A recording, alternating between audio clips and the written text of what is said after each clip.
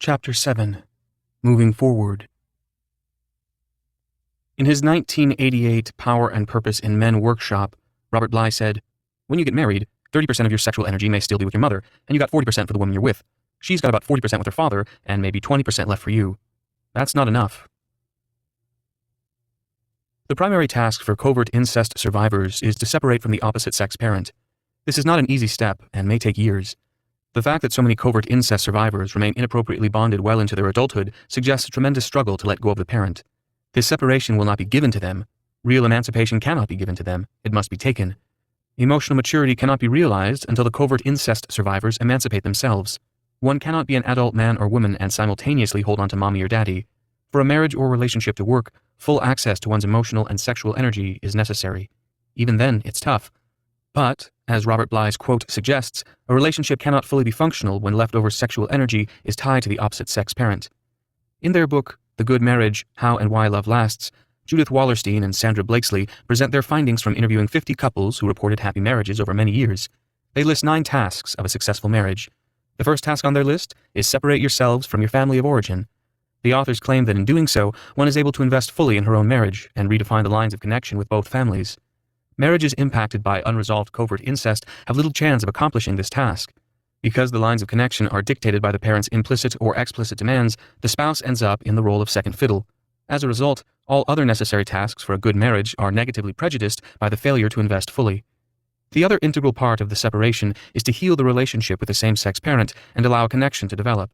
In fact, this needs to happen to separate from the other parent.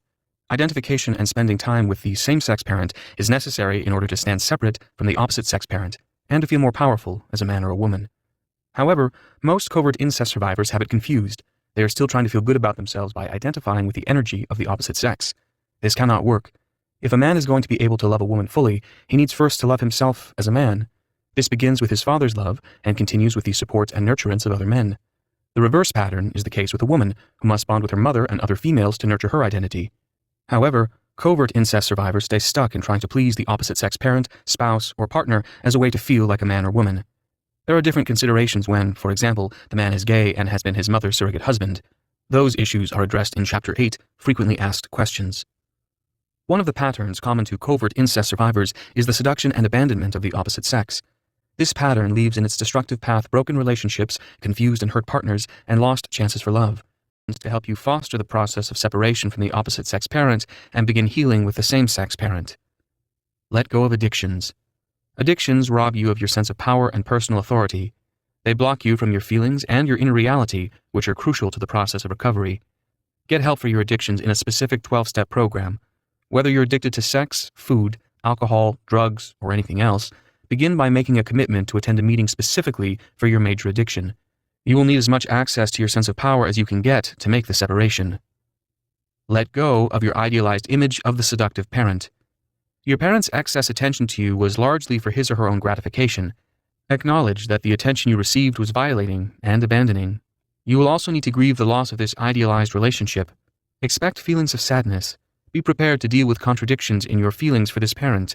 He or she may have been your only source of comfort in an otherwise neglectful or abusive family system. However, if you insist on only seeing your incestuous parent as doing the best he or she could, you miss the opportunity to explore the full range of your authentic feelings. You will likely have both positive and negative feelings. This is okay. Learning to manage contrary feelings is part of the maturing process. It allows the development of specific skills that help you manage the disappointments that occur in all relationships. Acknowledge your anger toward the seductive parent. Find ways to express your anger that are constructive, but allow for some discharge of the pent-up energy. For example, you could write a letter to your parent telling about your anger and your feelings of violation. It is usually best not to send the letter since it can be harmful, and this is not the goal of your anger. It is also important for you to write the letter without any sense of restriction. You want to feel free to let out as much anger as possible. Knowing your parent will receive it might inhibit you. Writing a letter is a productive way to deal with your anger if your parent is deceased. Go to the gravesite and read it aloud. This can be very healing. If your seductive parent is alive, begin to set boundaries and separate. This is a crucial step. For example, if your parent continues to tell you about personal problems with the other parent, say you are no longer willing to listen. Be prepared to set these boundaries more than once. Long-term boundary problems require a consistent and clear position on your part. Feeling icky, enraged, or burdened by your seductive parent's request or conversation are feeling cues that you're being drawn into the incestuous role. Respect those feelings and set boundaries. If you feel guilty, which is likely, remind yourself that it is not your job to be your parent's spouse. It is a violation of your boundaries and even abusive for your parent to expect it to be your job. It is a violation of your boundaries and even abusive for your parent to expect it to be your job. You may need to have no contact at all with this parent for a while. That's okay. Give yourself permission to do so if that's what you need. For other helpful ideas, see The Importance of Setting Boundaries and How to Set Boundaries sections later in this chapter. Deal with